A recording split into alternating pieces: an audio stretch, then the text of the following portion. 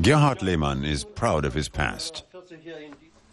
A former major with the East German Border Patrol, he has a large collection of medals and other awards for his 40 years of service. For me, the most prestigious award is the East German Dagger of Honor.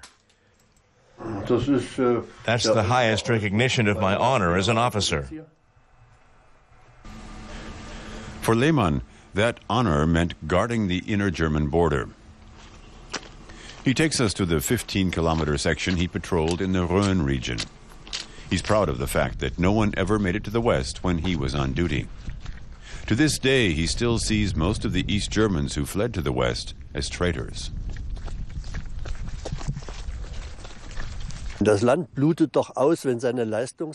A country is bled dry when the highly qualified leave just for the sake of better doctor's pay, a better car, or the freedom to travel. They took the education they'd received in East Germany and went over to the other side to enjoy better economic opportunities. In my opinion, they were traitors who committed a crime, and I tried to prevent that from happening. Strafbar nach dem Gesetz, und das habe ich versucht zu unterbinden.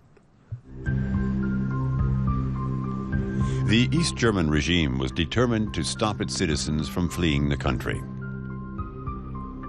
By the 1970s, the inner German border had become an insurmountable divide, complete with barbed wire, watchtowers, and a death strip. The newly installed self-firing devices were just as lethal as the mines they replaced.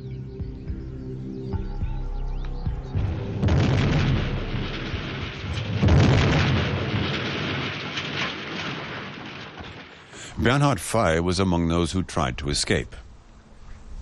The 19-year-old construction worker's leg was shattered by one of those self-firing devices. His speech is impaired to this day. I wanted to work in either bridge construction, dam building, or tunnel building. That was almost impossible due to the restrictions in East Germany.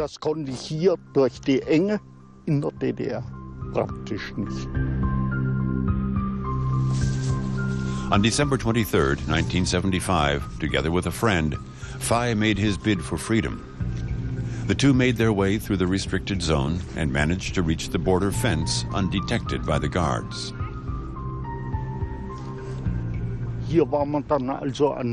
This is where we managed to reach the fence. Every 50 centimeters there was an insulator and wires were connected. We thought either it's electrified, bell wire, or a silent alarm, a self-detonator, or just a bluff. They poked the wires with long tree branches. Nothing happened. I immediately started giving my friend a leg up next to the insulators. My friend climbed up, and I remember he had his feet on my head. Und ich weiß noch, war mit den Füßen schon auf meinen Kopf. That's when they set off the self-firing device. Ein Knall. There was a bang and a sudden blinding flash. And then it was like I was no longer part of what was happening. I felt as if I was just an observer. Man guckt zu, was geschieht. Bernhard Lehmann was on border duty that night. I received a notification that a mine had detonated in the Geyser section, so I did what my duties required of me. I let my commander know. I informed the other various state bodies, such as the police and the local authorities.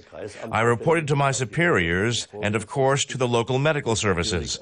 I didn't have any time for any emotional feelings.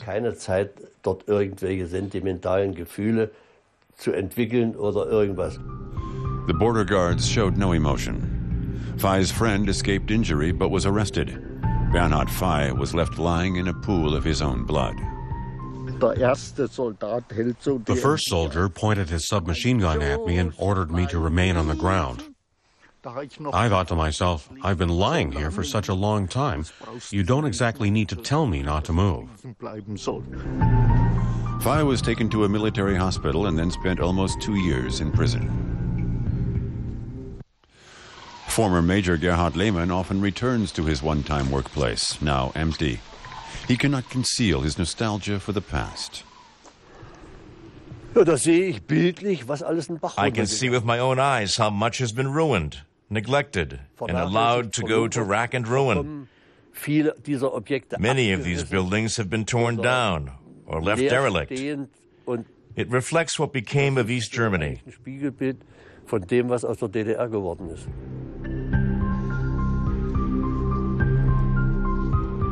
The best thing is when people come and play here, run around with their dogs, or play ball in a place that was once so cold and brutal.